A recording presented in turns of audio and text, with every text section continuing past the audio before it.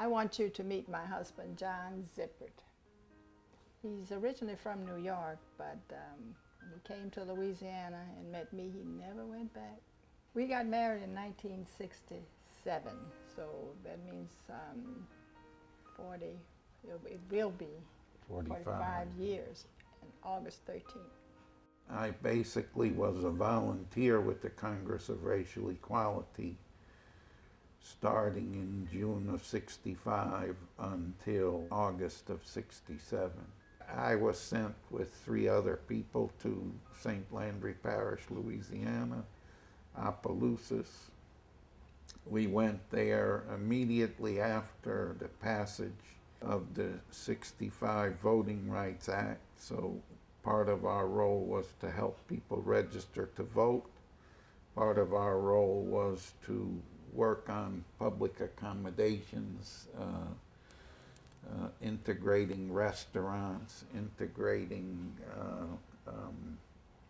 hotels and motels, integrating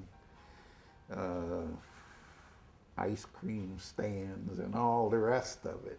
It turns out that St. Landry Parish had the highest number of black farmers in the state. And so black farmers and sharecroppers at that time actually were people who were most interested in working to make some changes. I was involved in these cooperative activities, organizing farmers. I was told regularly that there was a black Catholic priest in Lafayette, Father A.J. McKnight, and we should contact him. We eventually contacted him, and he came to this meeting of the farmers that I had organized in Opelousas with 3 people with him, Carol, her brother Charles, and another gentleman, Alfred Magziel. So I do remember exactly when I met her for the first time. And really we began working together on organizing the farmers. And in the process of that, we developed a romantic relationship. At some point along the way of working together and having a personal relationship, romantic relationship, we decided to get married. So then the issue was that the state of Louisiana had a miscegenation statute. They had a law on the books that said that people of different races could not marry in Louisiana legally. I know I hadn't thought about whether it was legal or not.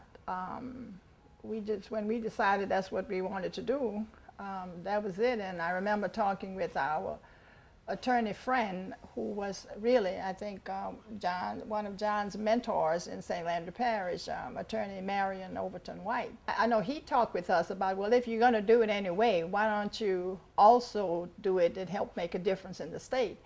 And actually, I think the ruling came early that summer of 1967 on ruling in favor of the couple Loving versus Virginia. The Loving, that was their name, Loving, and so that opened, the doors for us in Louisiana. This became a lawsuit called Zippert versus Sylvester. And Sylvester, Harold Sylvester, was the clerk of court of St. Landry Parish, and he maintained the marriage records. And you had to go to the clerk of court's office to get a marriage license. And before we got married, and maybe after for a while, they had a book of the white marriages and the black marriages. So we basically sued him to be able to get a license. Following from the Loving's case, this was decided by a district court in New Orleans in our favor, that the restriction of him issuing a license to us was no longer constitutional and could no longer be done in the state of Louisiana. And we got this decision, what, May or June '67. So the two of us went to Harold Sylvester's office, and we went to get our license. And the clerks called Mr. Sylvester himself, and he came out and said, "Well, Meshe, I don't know what's to do. What's to do? We have the black book and the white book. What book must I put this license in? I don't know what to do." So we said, "Well, look, we've gone to court about all of this. You need to talk to your attorney. We're coming back tomorrow to get our license." But the first day that we went to get a license, just the two of us, when Mr. Sylvester was so, distraught and didn't know what book to put it in and trying to discourage us, he actually said to John, "Well, if you say you're colored, that'll work for me, if you say you're colored."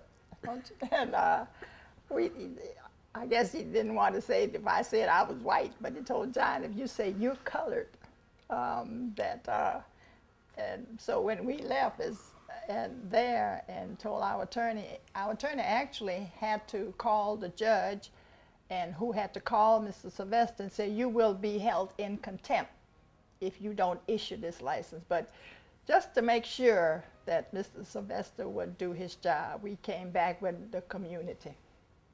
So when they had our backs, and the community came, and there were almost 100, mainly farmers in their overalls and big hats.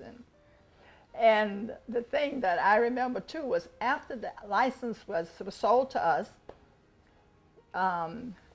I noticed that one of the female assistants or clerks in the office whispered to him about something, and he sort of hunched his shoulders and nodded his head, and then she came back with all of these packages that you give to newlyweds.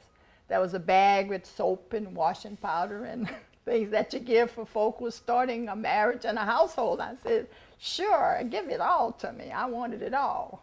So they gave me all the little goodies. So I think he was reluctant to even, give up his washing powder.